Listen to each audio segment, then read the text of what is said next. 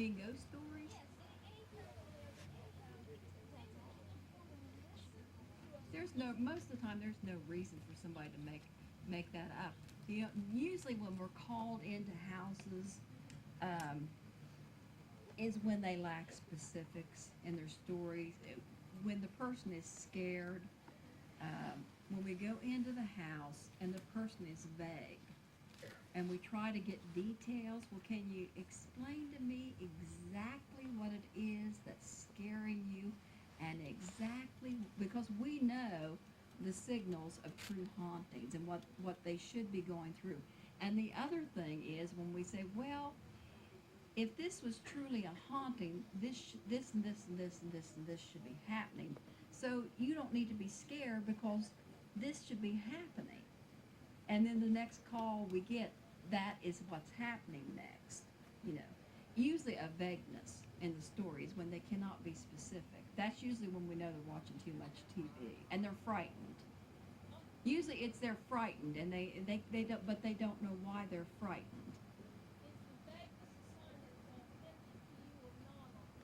Well, you know, sometimes it's for attention, but it is for attention. And another thing is, it could be that they're watching shows on TV that they've gotten scared over. And yes, sometimes, a little bit of both.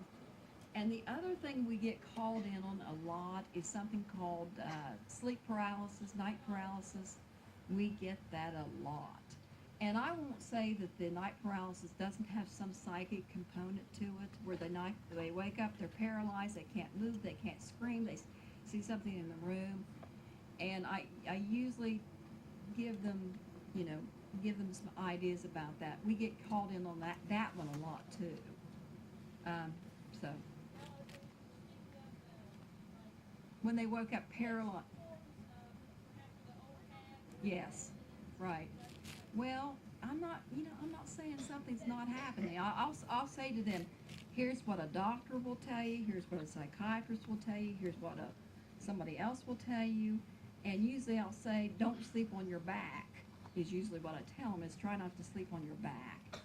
But I'm not saying something might not be, you know, I'm sorry if I'm losing some of you that have never heard of this. But yeah, and that we get an awful lot of calls on that. And usually when we tell them not to sleep on their back, you know, to try to, we usually don't, that usually helps. They're usually very relieved because they think they're the only ones that have ever experienced that. The genuine hauntings was the last, the last one we got was from a woman, she was really good with her ghost. And that was, the funny one was she was not freaked out at all. She wasn't afraid, but it got to the point where they were standing behind her on her computer, standing in the doorway. There was a little boy that was screaming, "Aren't you listening to me?" That's when she called me. I thought, wow. I said, well, you're one of the least hysterical people that's ever called. You know? And she said, but, you know, I told her, this is my house.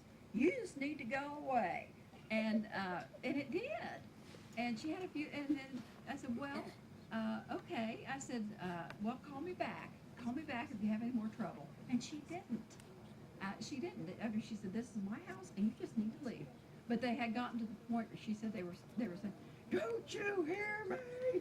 You know, and I thought, well, yeah, you do have a haunting, don't you? So it's very interesting. But like I said, don't expect any of this to make complete sense. You never will. You never will. Although there's a paraphysics professor in Parkersburg that says that you can explain it all by physics. So I don't think you can. But I'm an intuitive and he's a scientific guy. So that's the difference. Yeah. Who would? Yeah. Ignore it. Now, if you watch some of these shows where they bring in the exorcist, I want you to pay attention. When you bring in an exorcist, the next time you watch, it always makes it worse. Mark my word. Watch every single show, and you will notice the family has to flee the house. It makes them mad. Usually with hauntings, they cycle away, is what they do. I have been to Moundsville before, okay, and I have had bad things follow me home from Moundsville. What you do is you ignore them because they feed upon fear and they feed upon negative emotions. So you ignore them and they cycle out. If you don't feed into them in any way, there's no energy for them to draw upon. So they can't stay because they have to feed upon your energy. If you don't give them energy, there's nothing for them, they can't stay alive. There's nothing for them to draw upon. But that's very difficult for someone who's frightened. So when we go in, we do something called banishing, which we use these high-pitched sounds.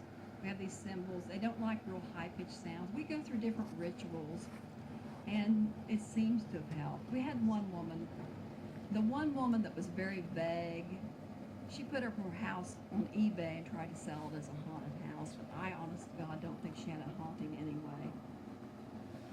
So. Last question. You have a bit. Yes.